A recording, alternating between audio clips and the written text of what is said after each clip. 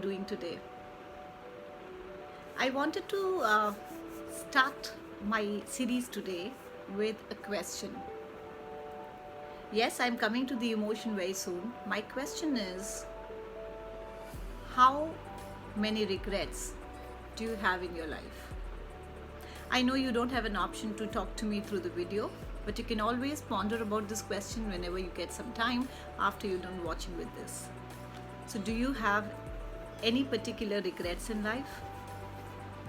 And another question that you can probably ponder on to get a tighter hold on the whole emotion that I'm going to talk about today would be, have you been feeling or have you felt remorse at some point in time on the decisions that you took in life, or the way you solved certain problems and you didn't feel too good about them?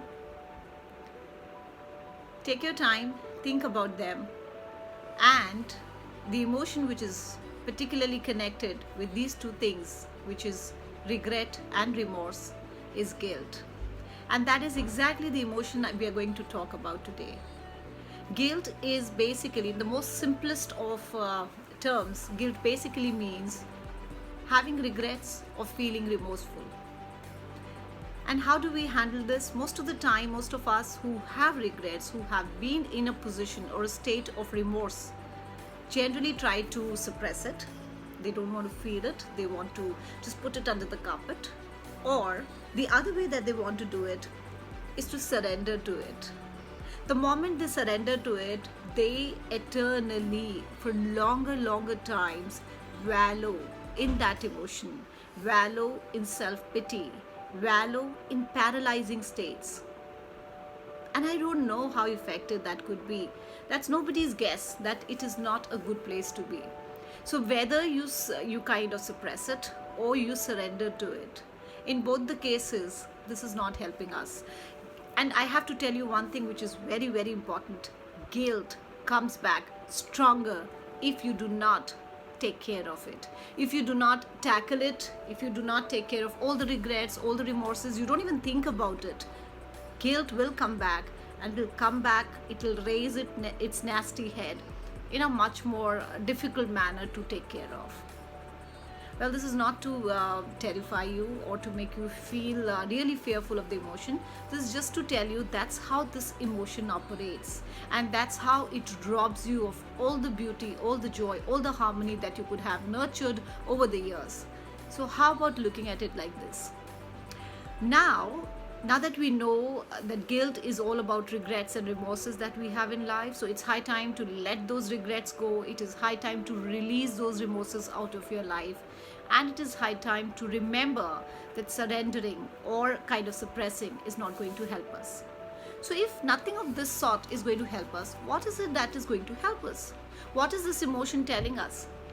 So there are only two things. This is a very beautiful, very a quick little emotion, but it has an effort to be taken care of. And what effort can you do? So first and most important thing, what is the meaning? So the meaning is very simple. This emotion is telling us that we have violated a very important rule in life. All of us, me, you, everybody has certain rules in life. There are certain things which are very important for us, which we would like to just go by. We love those things. They are important to us. They make us feel saner, calmer, and much more in control.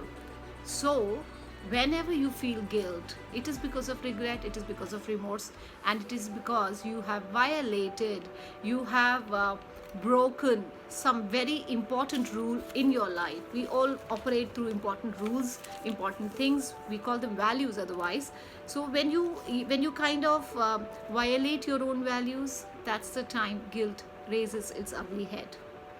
And it is also very important to understand that this emotion, when it raises its ugly head, this emotion when it comes and tells you to take care of it, it is basically telling you, please revive your whatever standards you've maintained for yourself, and you have to revive them as early as possible. Otherwise, I'm here to stay. Yeah, it stays. So what can be done? Very, very simple thing. The only thing you can do to take care of guilt is most importantly, associate massive pain to not getting back to your own zone of what is important to you. Associate massive pain to not changing now. Associate massive pain to not set in order or not to correct that thing which you have violated for yourself. A lot of time people say it's not about who is seeing, it's about are you seeing. We are seeing a lot of things, we are seeing a lot of things that we live by, and if we are living by certain rules, regulations and things which are important to us and we are violating them, others may not see it, but your conscience sees you. It sees it and it reminds you every time, this is not fair, you cannot do this, this makes you lose out your congruence altogether. It is that painful.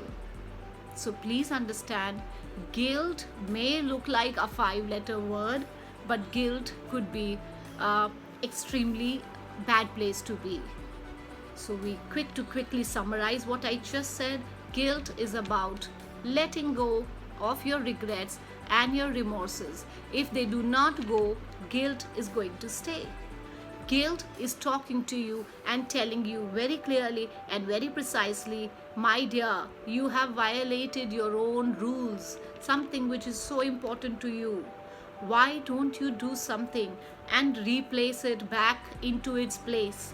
Because till the time you do that, I will be there. I will rob you of your peace of mind. I will rob you of how you appear, to yourself, to yourself. Because appearing outside world is very different. But if you are not happy and sane or in control of your own inside, it is not a peaceful place to be. And guilt finally suggests that you have to attach big pain to not changing, not reviving whatever standards you violated. I'm not going to tell you have guilt or don't have guilt. I'm just going to leave you with a message. Now think about it. Is guilt worth having? Take care.